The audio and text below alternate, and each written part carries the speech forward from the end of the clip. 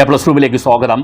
കഴിഞ്ഞ ഒരു എപ്പിസോഡിൽ കെട്ടിട നിർമ്മാണ സെസ് അടയ്ക്കേണ്ട കാര്യങ്ങളെക്കുറിച്ച് ഞാൻ പറഞ്ഞിരുന്നു. നോട്ടീസ് വന്നു തുടങ്ങിയിട്ടുണ്ടാകാം. നിങ്ങൾക്ക് നോട്ടീസ് കിട്ടുമ്പോൾ പലർക്കും സംശയമുണ്ടാകാം. അത് സംബന്ധിച്ച് ആ എപ്പിസോഡിൽ ഒരു ബേസിക് ആയിട്ടുള്ള കാര്യങ്ങളെക്കുറിച്ച് പറഞ്ഞിരുന്നു.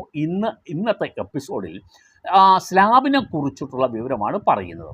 ഓരോ സ്ലാബിലും എത്ര രൂപ അടയ്ക്കേണ്ടി വരുമെന്നുള്ള ഏകദേശ ഒരു വിവരം പങ്കുവെക്കുന്നു. കെട്ടിടത്തിൻ്റെ കാലപ്പഴക്കവും നിർമ്മാണ ചെലവും കൂടി പരിശോധിച്ചിട്ടാണ് സെസ് നിശ്ചയിക്കുന്നത്. അപ്പോൾ അതിനെ സംബന്ധിച്ച് നിങ്ങൾ ഒരു ധാരണ ഉണ്ടാകണം. ഈ കെട്ടിട നിർമ്മാണ സെസ്സിൻ്റെ നിയമം വരുന്നതിനു മുമ്പ് നിർമ്മിച്ച കെട്ടിടങ്ങൾക്ക് ഇത് ബാധകമാവില്ല. അത് നിലവിൽ വന്നതിന് ശേഷമുള്ള കെട്ടിടങ്ങളാണ് ഇതിനകത്ത് ബാധകമാകുന്നത് എന്ന് ഓർത്തിരിക്കുക. അപ്പോൾ അതിനെ സംബന്ധിച്ച് നമ്മളത് നിലവിൽ വന്നതിന് ശേഷമുള്ള കെട്ടിടങ്ങളുടെ എങ്ങനെ ഈ സെസ് കണക്കാക്കും എന്നുള്ളത് ഒരു ഈ സ്ലാബിൻ്റെ അടിസ്ഥാനത്തിൽ നിങ്ങൾക്ക് തന്നെ സ്വയം വിലയിരുത്താൻ കഴിയും. അങ്ങനെ ഒരു രീതിയിലുള്ളൊരു സ്ലാബ് വിവരിക്കുന്നു.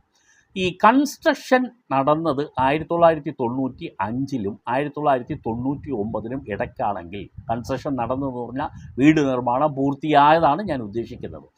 ഈ പീരീഡിനുള്ളിൽ പൂർത്തിയായതാണെങ്കിൽ, ഒരിക്കൽ കൂടി പീരീഡ് പറയാം, 1995-നും 1999-നും ഇടയിൽ നിർമ്മാണം പൂർത്തിയാക്കിയ കെട്ടിടം, അത് 100 ചതുരശ്ര മീറ്ററിന് താഴെയാണെങ്കിൽ 3400 രൂപ അടയ്ക്കണം. അത് 101 ചതുരശ്ര മീറ്റർ മുതൽ 200 ചതുരശ്ര മീറ്റർ വരെയാണെങ്കിൽ 4500 രൂപ അടയ്ക്കണം. ആ കെട്ടിടം 201 മുതൽ 300 സ്ക്വയർ മീറ്റർ വരെ, ചതുരശ്ര മീറ്റർ വരെയുള്ളതാണെങ്കിൽ 5300 രൂപ അടയ്ക്കണം. 301 മുതൽ 400 സ്ക്വയർ മീറ്റർ വരെ ആണ് അതിൻ്റെ വിസ്തൃതി എങ്കിൽ അതിന് 6300 രൂപ അടയ്ക്കണം. ഈ പീരീഡിനുള്ളിൽ നേരത്തെ പറഞ്ഞു 1995-നും 1999-നും ഇടയ്ക്ക് വരുന്ന കെട്ടിടങ്ങൾ, അത് 400 സ്ക്വയർ മീറ്ററിന് മുകളിൽ വന്നാൽ 8000 രൂപ അടയ്ക്കണം. 400 സ്ക്വയർ മീറ്ററിന് മുകളിൽ വരുന്ന ഏത് കെട്ടിടവും 8000 രൂപ അടയ്ക്കണം. ഇനി 2000-നും 2004-നും ഇടയ്ക്ക് നിർമ്മിച്ച കെട്ടിടങ്ങൾ ആണെങ്കിൽ 100 ചതുരശ്ര മീറ്റർ വരെ 4100 രൂപ അടയ്ക്കണം. 101 ചതുരശ്ര മീറ്റർ മുതൽ 200 ചതുരശ്ര മീറ്റർ വരെയാണെങ്കിൽ 5400 രൂപ അടയ്ക്കണം.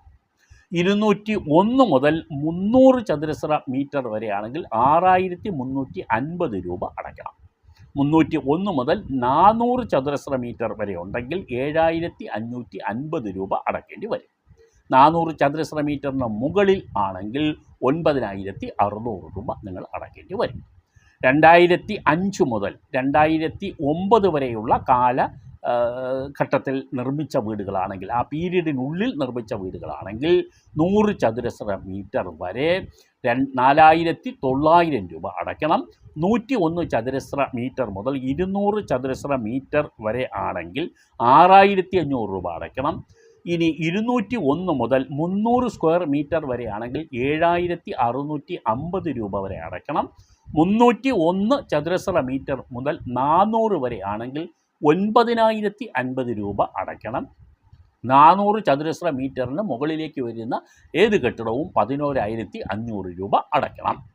2010 മുതൽ 2014 വരെയുള്ള കാലഘട്ടത്തിന് ഇടയിൽ നിർമ്മിച്ചതാണെങ്കിൽ 100 ചതുരശ്ര മീറ്റർ വരെ 5900 രൂപ അടയ്ക്കണം. 101 ചതുരശ്ര മീറ്റർ മുതൽ 200 ചതുരശ്ര മീറ്റർ വരെയാണെങ്കിൽ 7800 രൂപ അടയ്ക്കണം. 201 മുതൽ 300 സ്ക്വയർ മീറ്റർ വരെയാണെങ്കിൽ 9150 രൂപ അടയ്ക്കണം. 301 മുതൽ 400 സ്ക്വയർ മീറ്റർ വരെയുള്ളതാണെങ്കിൽ 10850 രൂപ അടയ്ക്കണം. 400-ന് മുകളിലാണ് ചതുരശ്ര മീറ്റർ എങ്കിൽ 13850 രൂപ അടയ്ക്കണം. ഇനി 2015-ന് ശേഷമുള്ള കെട്ടിടങ്ങളാണെങ്കിൽ 100 ചതുരശ്ര മീറ്ററിന് താഴെയാണെങ്കിൽ 7050 രൂപ. 101 മുതൽ 200 ചതുരശ്ര മീറ്റർ വരെ ഉള്ളതിന് 9350 രൂപ. 201 മുതൽ 300 സ്ക്വയർ മീറ്റർ വരെ ഉള്ളതാണെങ്കിൽ 11000 രൂപ. 301 മുതൽ 400 സ്ക്വയർ മീറ്റർ വരെ ഉള്ളതാണെങ്കിൽ 13050 രൂപ. 400 സ്ക്വയർ മീറ്ററിന് മുകളിൽ വരികയാണെങ്കിൽ 16600 രൂപ. ഓരോ പീരീഡും ഞാൻ സ്പെസിഫിക്കായിട്ട് ആദ്യം പറഞ്ഞത് പീരീഡാണ്. രണ്ടാമത് ചതുരശ്ര മീറ്ററിൻ്റെ കാര്യം പറഞ്ഞു. പിന്നീട് ഓരോ ചതുരശ്ര മീറ്ററിൻ്റെ വർധനമനുസരിച്ച് ഓരോന്ന് പറഞ്ഞാൽ 101 മുതൽ ആദ്യം 100 വരെയും, രണ്ടാമത് 200 വരെയും, മൂന്നാമത് 300 വരെയും, പിന്നീട് നാലാമത് 400 വരെയും, അഞ്ചാമത് 400 മുകളിലുള്ളതുമായ കാര്യങ്ങൾ വിശദീകരിച്ച് തന്നിട്ടുണ്ട്. ഒരു പ്രാവശ്യം കൂടി ആർക്കെങ്കിലും സംശയം ഉണ്ടെങ്കിൽ കേട്ട് നോക്കുക. അവർക്ക് ക്ലിയറായി ഈ കാര്യം മനസ്സിലാവുകയും ചെയ്യും. അപ്പോൾ ഇതാണ് അതിൻ്റെ ഏകദേശമുള്ള ഒരു സ്ലാബ്. ഈ സ്ലാബിൻ്റെ അടിസ്ഥാനത്തിലായിരിക്കും നിങ്ങൾക്കിപ്പോൾ നോട്ടീസ് നൽകിയിരിക്കാൻ സാധ്യത. തീർച്ചയായിട്ടും നോട്ടീസ് ലഭിച്ചാൽ നോട്ടീസ് ഒന്ന് വായിച്ചു നോക്കണം. അതിനകത്ത് നിങ്ങൾക്ക് എന്തെങ്കിലും ആക്ഷേപം ഉണ്ടെങ്കിൽ നിങ്ങൾക്ക് സമർപ്പിക്കാം. നിങ്ങൾ സമർപ്പിച്ചതിന് ശേഷം അത് നിങ്ങൾ ചിലപ്പോൾ നേരിൽ കേൾക്കും. നേരിൽ കേട്ടതിന് ശേഷമായിരിക്കും തീരുമാനം എടുക്കുക. ഇതിനകത്ത് എന്തെങ്കിലും അപാകതകൾ ഉണ്ടെങ്കിൽ നിങ്ങൾക്ക് ചൂണ്ടിക്കാണിക്കാം. ചില ആളുകൾ ഇതിൻ്റെ അപാകതകളുമായി ബന്ധപ്പെട്ട കേസുമായിട്ട് മുന്നോട്ട് പോകുന്നതുകൊണ്ട് ഹൈക്കോടതിയിലും അതുമായി ബന്ധപ്പെട്ട കേസുകൾ വന്നിട്ടുണ്ട്.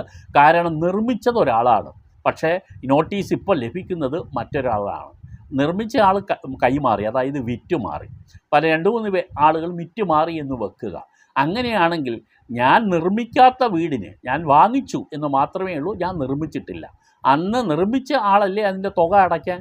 അല്ലാതെ ഇപ്പോൾ ഓക്കുപ്പൈ ചെയ്യുന്ന ആളാണോ, ഇപ്പോൾ വാങ്ങിയ ആളാണോ ഇത് അടയ്ക്കാൻ എന്ന ഒരു നിയമപരമായൊരു ചോദ്യമുണ്ട്. ഈ ചോദ്യത്തിന് ഒരു കേസിൻ്റെ അടിസ്ഥാനത്തിൽ തന്നെ ഞാൻ മറുപടി മറ്റൊരു എപ്പിസോഡിൽ പറയാം. ആ കേസ് ഞങ്ങൾ കൈകാര്യം ചെയ്ത കേസാണ്. അത് എങ്ങനെയാണ് അതിൻ്റെ തീർപ്പ് എന്നും ഹൈക്കോടതി അതിനെക്കുറിച്ച് എന്താണ് പറഞ്ഞു എന്നും അടുത്ത എപ്പിസോഡിൽ ഞാൻ വിവരിക്കാം. തീർച്ചയായിട്ടും ഈ ചാനൽ ഫോളോ ചെയ്യാൻ മറക്കാതിരിക്കുക.